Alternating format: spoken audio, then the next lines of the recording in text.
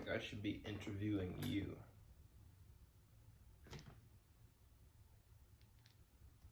I'm not gonna ask any questions. We could just continue as normal. Come in peace. Come in peace and tranquility. Hope you do the same.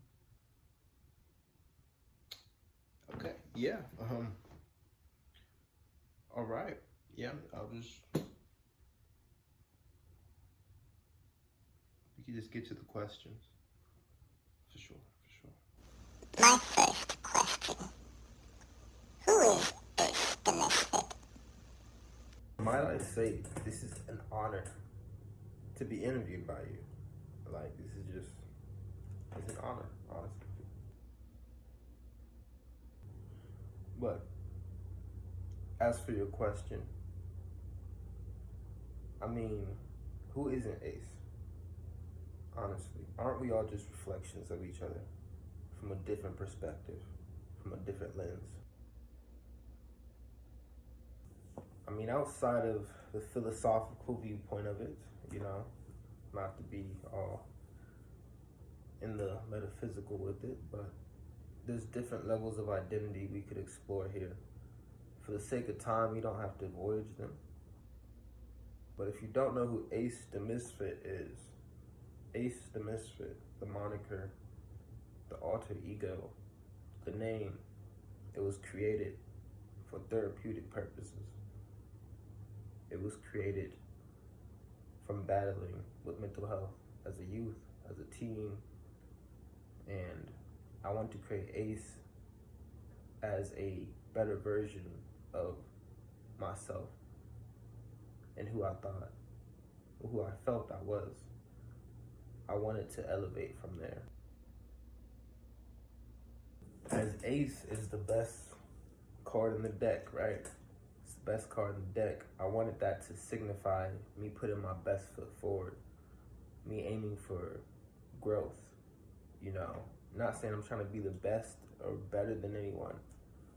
It's really all about a competition with self. You're battling with yourself at the end of the day. That's how I see it. So I want to become the best version of myself by competing with the person I was yesterday. It took me some time to think of a name, honestly. It was almost like Poetic Ace. It was actually 907 Ace. Little fun fact, it was 907 Ace for a while on my Instagram. So the Misfit came in for the rest of the name because that's how I felt growing up. I felt like a misfit as a teen, as a youth, very quiet, reserved kid. I had a lot of social anxiety. Social anxiety was a big thing for me, and no one talked about it. No one knew what those things were. I didn't know what it was called when I was dealing with it and feeling it. But yeah, I just felt like a misfit. I had a lot of different viewpoints from my peers. I was distant, but I was always observant. A lot of things weren't accepted or normalized like it is now, here in 2024, as I'm recording this. From the recent years, I've noticed a lot more people are tapping in to different aspects of themselves, to different aspects of the world, and having a lot of spiritual awakenings. I'm seeing a lot of that going on.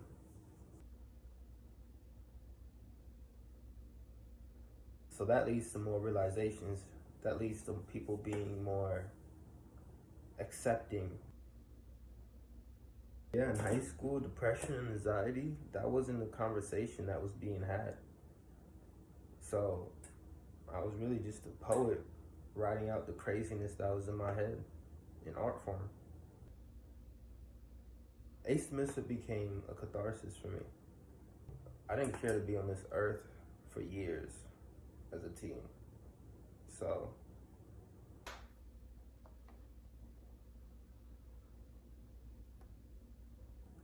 I remember when I was 18, when I turned 18, I was shocked that I was still here.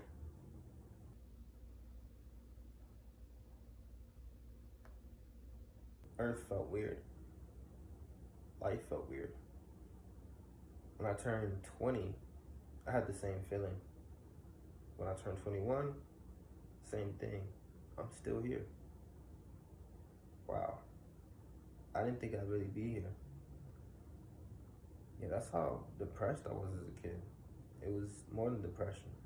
It was suicidal. Right? Types of things you just talk to with a therapist. But I didn't go to therapy. I'm not saying I have anything against therapy, but yeah, I didn't go.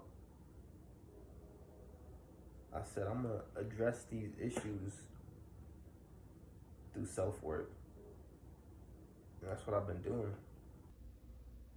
At this time of speaking, I'm 26 now. Life still feels weird, but I express more gratitude for life now.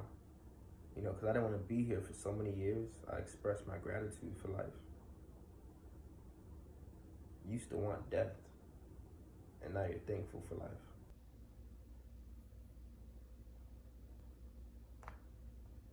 Last question. Who is your music for? Last question. It's only been two questions. You joking right now? Being funny. Earth humor.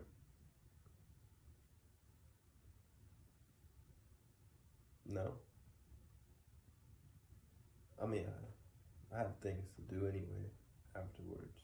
So. When I first started releasing verses and music in general, it wasn't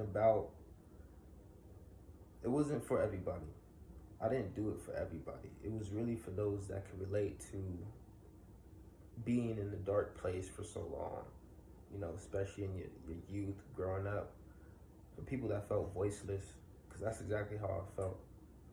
And I want to express that through my writing, through my music, through the pen. I made a promise to my younger self that one day I would express the pain I felt, but never expressed when I was younger because I felt voiceless. I think my younger self will be proud of me today because I do have songs. Not just one. Like, I made a song, then I made another song, and I started making more songs.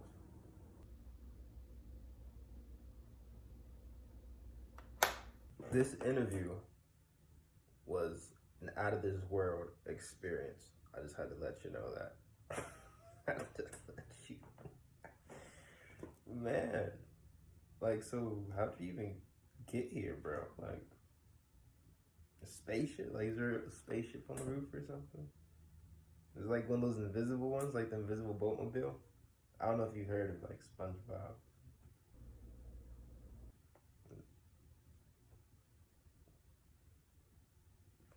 I'm gonna just go. It was never about a name. It was never about fame. I just needed a place to put my pain. Maybe one day I could listen back and I could think like, wow, this is where I was at. You know, maybe one day I could inspire someone, somewhere in the world, at least one person, to express more of their truth, to be more authentic. That's more than I could ask for, you know, for real.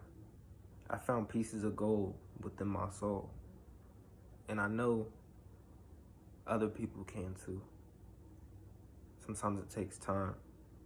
Sometimes you really gotta dig for it. Dig deep.